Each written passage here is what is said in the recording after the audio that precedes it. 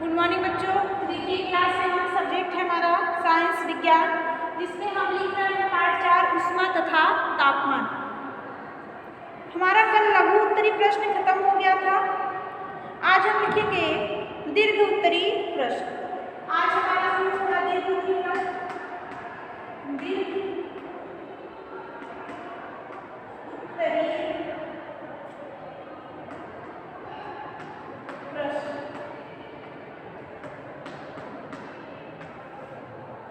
दीर्घ उत्तरी प्रश्न देखिए प्रश्न नंबर 1 क्या है।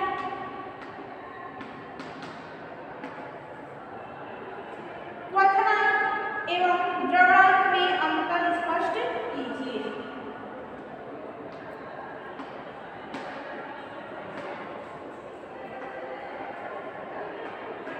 एवं द्रवणांक में अंतर स्पष्ट कीजिए। देखिए क्वथनांक एवं द्रवणांक में अंतर स्पष्ट कीजिए, ये प्रश्न है हमारा। प्रश्न देखिए सभी लोग, फिर उत्तर डालिए। क्वथनांक एवं द्रवणांक में अंतर स्पष्ट कीजिए। देखिए जो द्रवणांक है उसे आप गलनांक भी कह सकते हैं, गलनांक को ही द्रवणांक कहा जाता है। तो क्वथनांक एवं गलनांक में अंतर या फिर क्वथनांक एवं द्रवणांक में अंतर स्पष्ट कीजिए।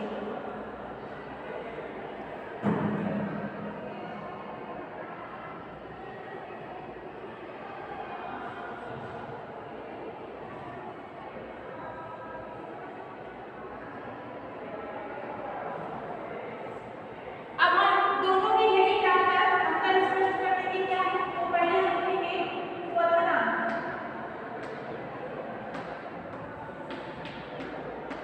हेडिंग बनाइए क्वथनांक।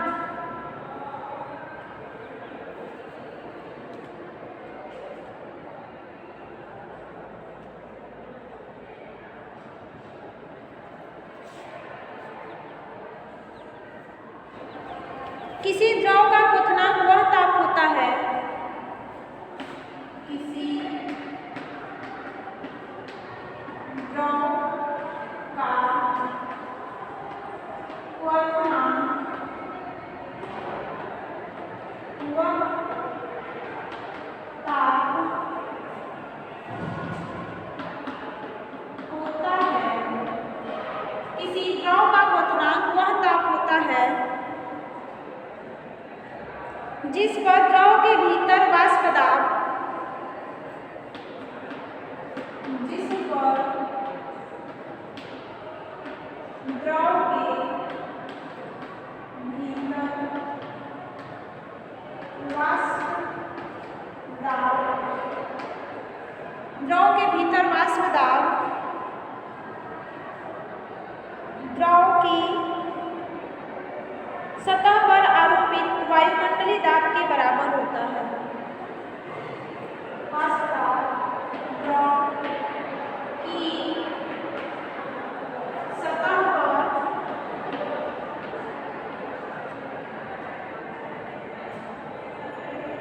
द्रव की सतह पर आरोपित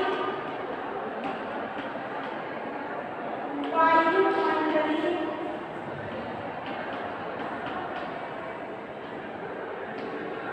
दाब के बराबर होता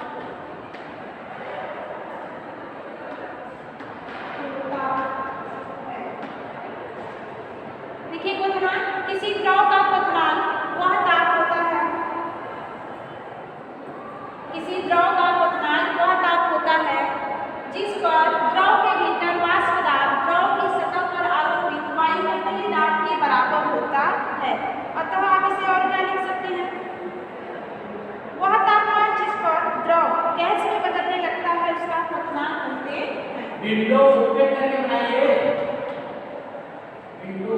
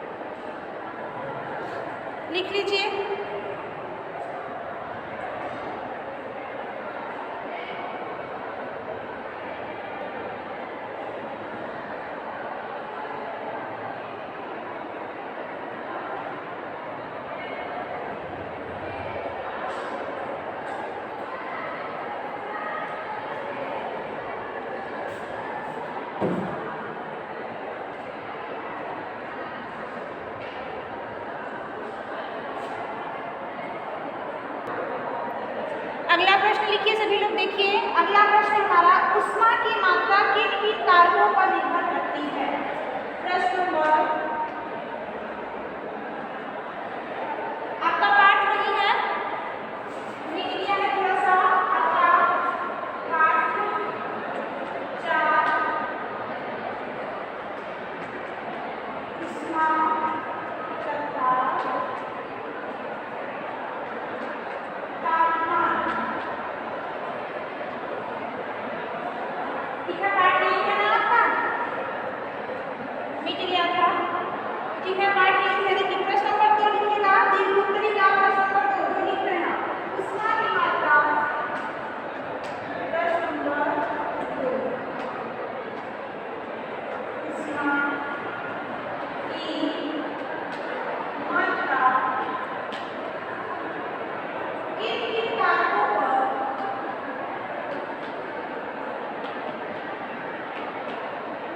किन किन कारकों पर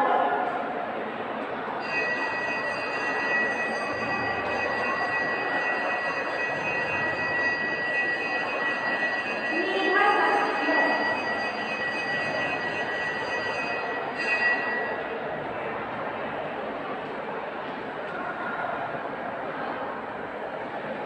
क्रियाकलाप द्वारा सिद्ध कीजिए।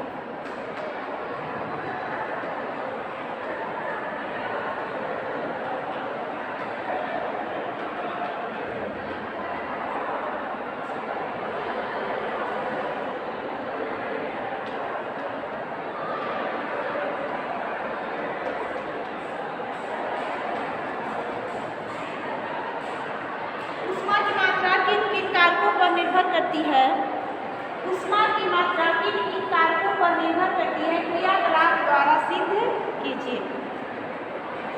ये प्रश्न है, लिखिए।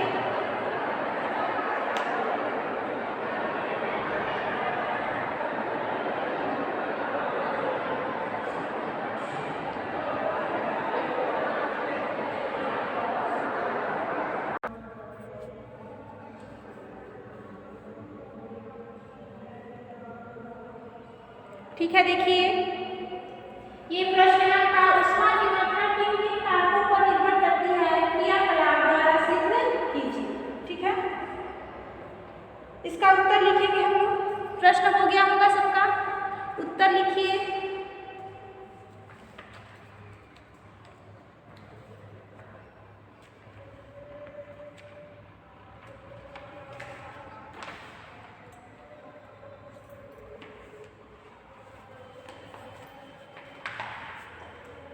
किसी वस्तु द्वारा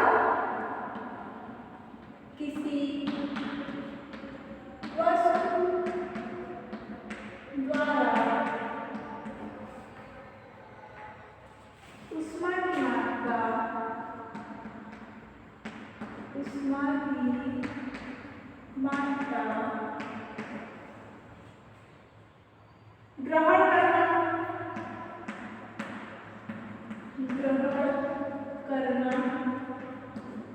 उष्मा की मात्रा ग्रहण करना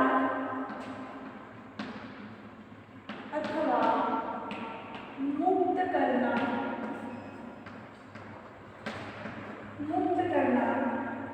निम्नलिखित बातों पर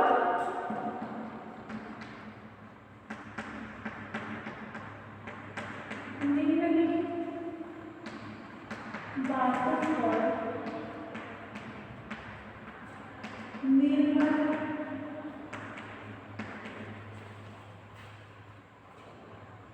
है। अब देखिए कहा है कि किसी वस्तु द्वारा उष्मा की मात्रा ग्रहण करना अथवा मुक्त करना निम्नलिखित बातों पर निर्भर है। किसपे किसपे? अब यही प्रश्न था कि किन किन कारकों पर निर्भर करती है। तो पहला हो जाएगा हमारा, हेडिंग बनाएंगे, पदार्थ के निर्माण तत्व पर निर्भरता। पदार्थ के निर्माण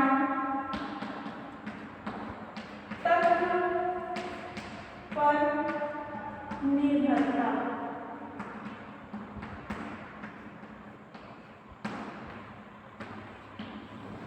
देखिए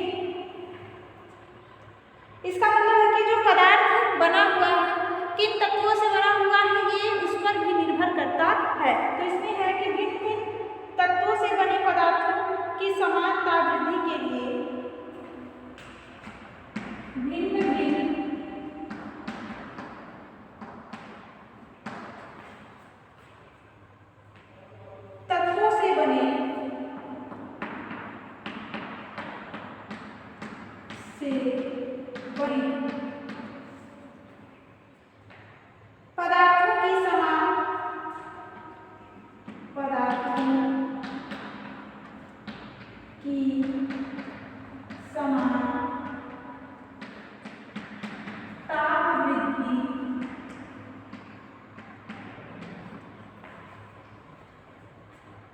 के लिए ऊष्मा की तापवृद्धि के लिए ऊष्मा की भिन्न भिन्न मात्रा आवश्यक होती है। ऊष्मा की भिन्न भिन्न मात्रा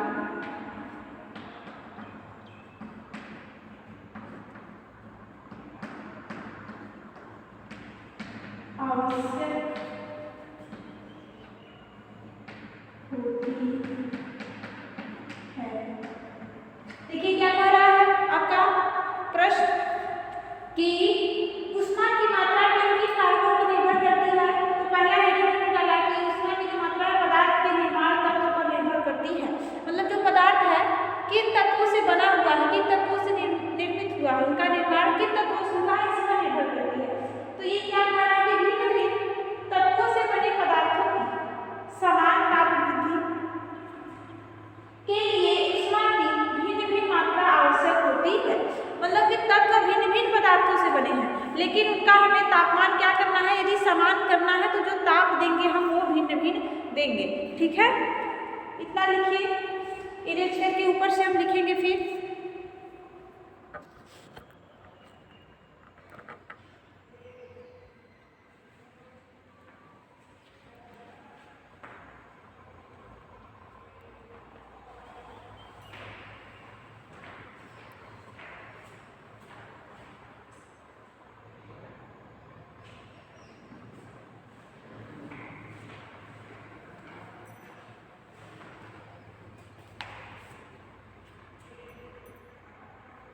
हो गया। अगली हेडिंग बनाएंगे हम लोग। ये पहली हेडिंग है, अब इसी में दूसरी हेडिंग, इसी प्रश्न के उत्तर में दूसरी हेडिंग बनाएंगे।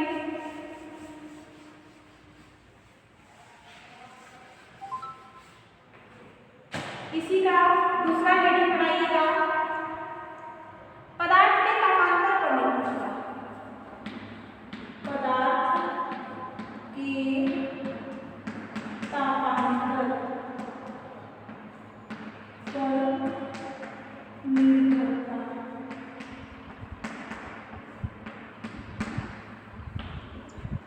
देखिए क्या है, वस्तु का तापमान जितना अधिक बढ़ाना होता है ऊष्मा की आवश्यकता भी उतनी अधिक होती है। तो इसमें लिखेंगे वस्तु का तापमान जितना अधिक बढ़ाना होता है, वस्तु का तापमान जितना अधिक बढ़ाना होता है ऊष्मा की आवश्यकता भी उतनी अधिक होती है। ऊष्मा की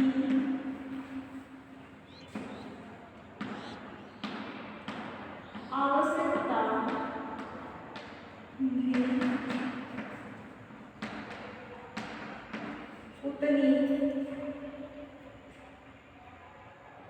अधिक होती है।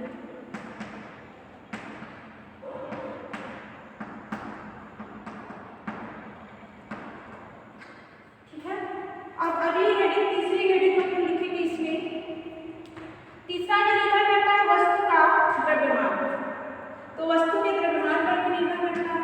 तो वस्तु का द्रव्यमान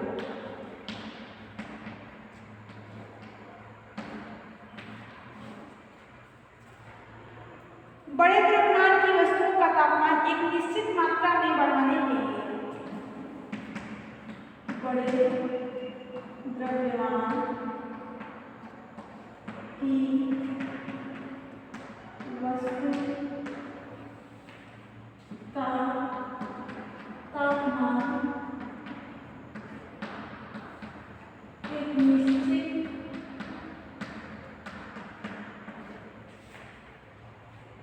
मात्रा में बढ़ाने के लिए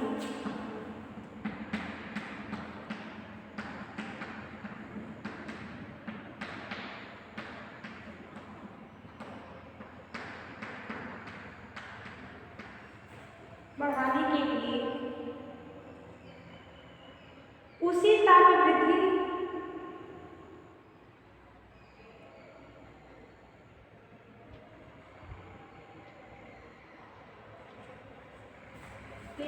उसी ताप वृद्धि के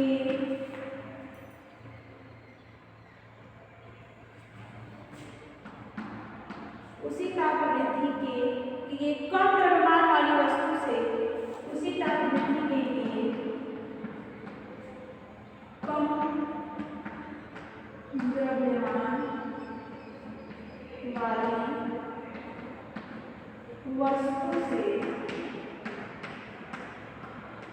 वाली वस्तु से अधिक उष्मा की आवश्यकता होती है। दिख रहा है ना, अधिक उष्मा की आवश्यकता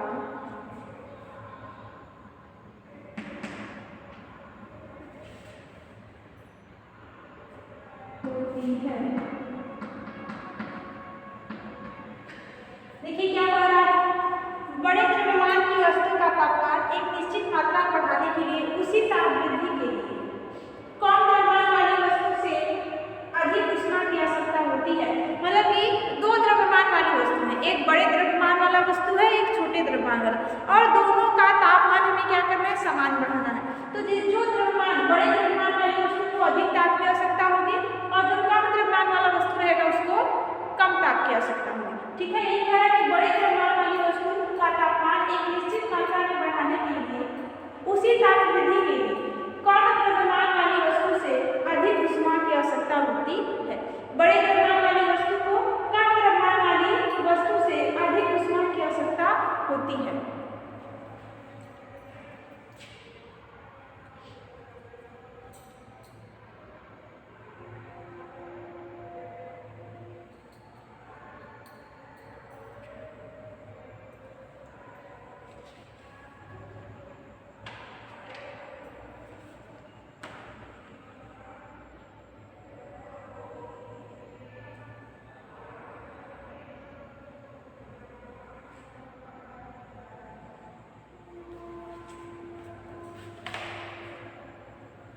अब इसमें यदि क्रियाकलाप लिखना है तो देखिए क्या कह रहा था ऊपर कि एक क्रियाकलाप द्वारा सिद्ध कीजिए। तो देखिए क्रियाकलाप 5, जो क्रियाकलाप 5 है हमारा यहाँ पर, इसे आप इसमें लिख सकते हैं। देखिए जो क्रियाकलाप 5 है, देखिए क्या कह रहा है कि कांच के 2 बीकर लीजिए, एक बीकर में 1/4 भाग पानी भरिए।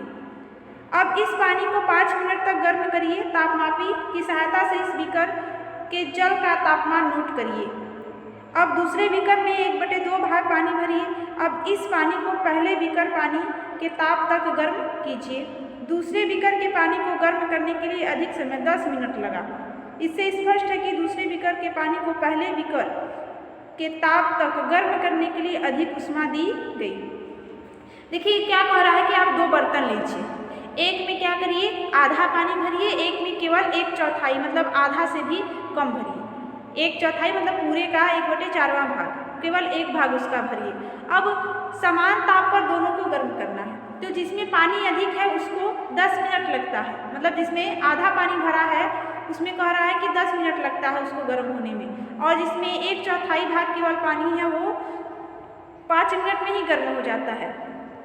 तो इस तरह से यहाँ पर हम ये क्रियाकलाप देख सकते हैं कि वस्तु का जो द्रव्यमान है, द्रव्यमान अधिक रहेगा तो ताप अधिक चाहिए, और द्रव्यमान कम रहेगा तो ताप कम चाहिए।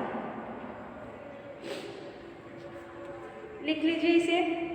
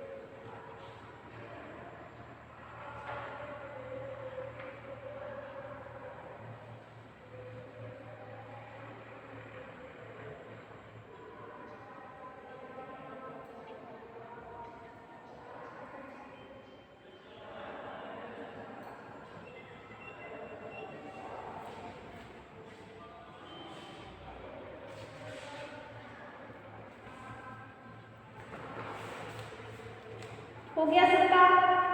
मिटा दें। आगे देखिए अगला प्रश्न।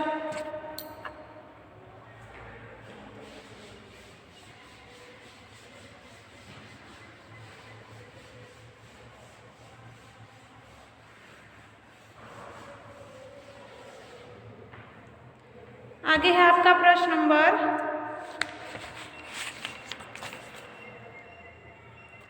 3। पदार्थ पर ऊष्मा का प्रभाव किस प्रकार पड़ता है, विस्तार से समझाइए। प्रश्न नंबर 3 है, पदार्थ पर ऊष्मा का प्रभाव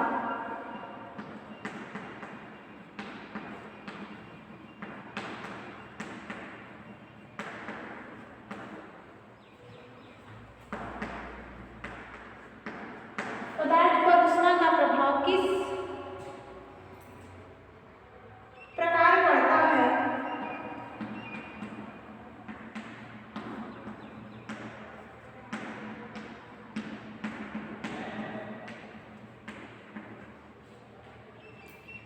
विस्तार से समझाइए।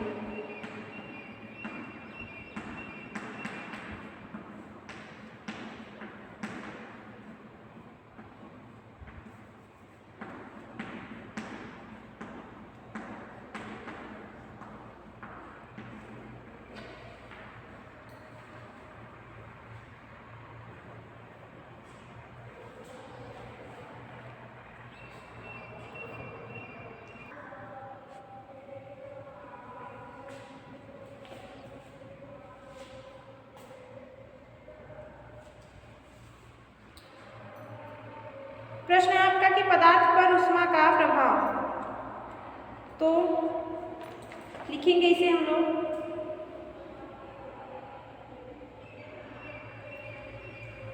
उत्तर, ठीक है, उत्तर लिखिएगा। पदार्थ में जो ताप होता है वह आंतरिक ऊर्जा के कारण होता है। पदार्थ में जो ताप होता है उसकी आंतरिक ऊर्जा के कारण, उसकी आंतरिक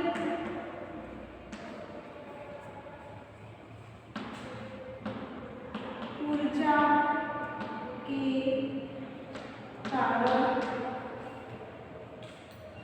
होता है, उसकी आंतरिक ऊर्जा के कारण होता है। जब किसी पदार्थ को गर्म किया जाता है, जब किसी पदार्थ को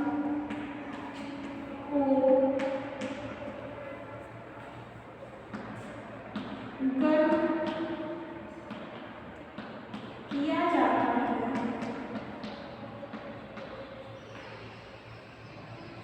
पदार्थ में जो ताप होता है वो उसकी आंतरिक ऊर्जा के कारण होता है। जब किसी पदार्थ को गर्म किया जाता है तो उसकी आंतरिक ऊर्जा बढ़ने लगती है, तो उसकी आंतरिक ऊर्जा बढ़ने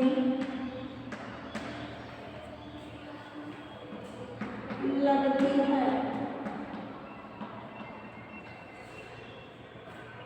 जिसके कारण ताप बढ़ जाता है, जिसके कारण ताप बढ़ जाता है।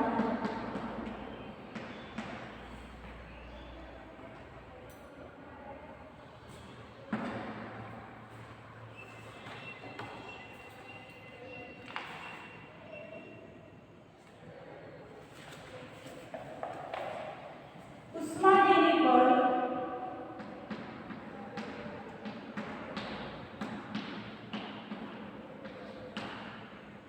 पदार्थ की भौतिक अवस्था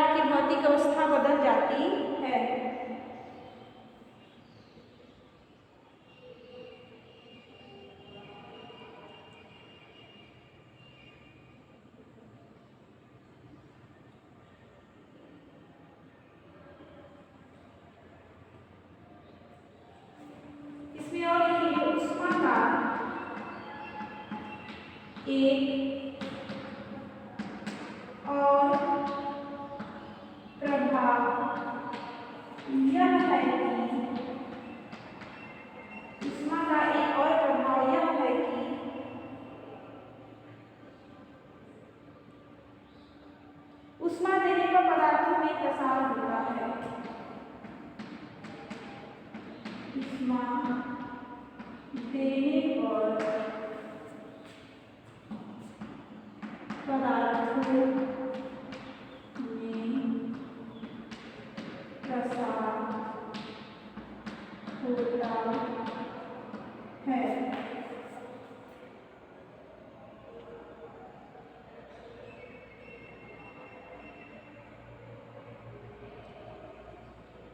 कुछ में कम तथा कुछ में अधिक। कुछ में कम तथा कुछ में अधिक होता है।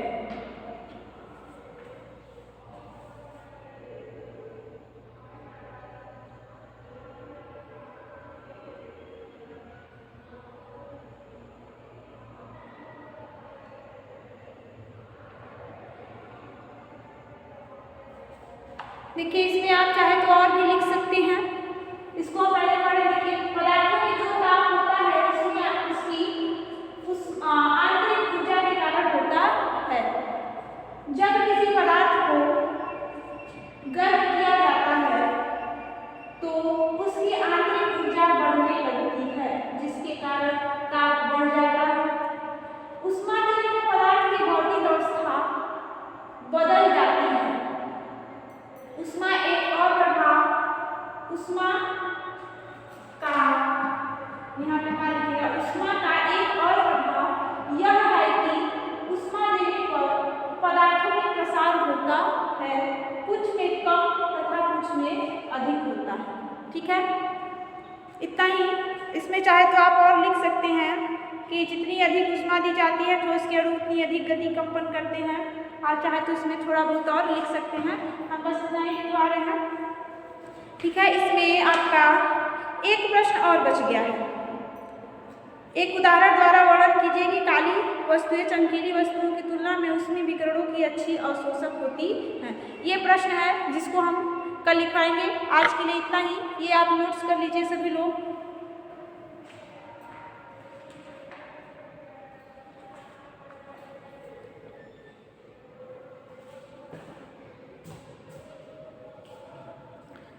ठीक है बच्चों, आप नोट्स तैयार कीजिएगा और जो लिखवाया जा रहा है उसे आप रोज का रोज लर्न कीजिए।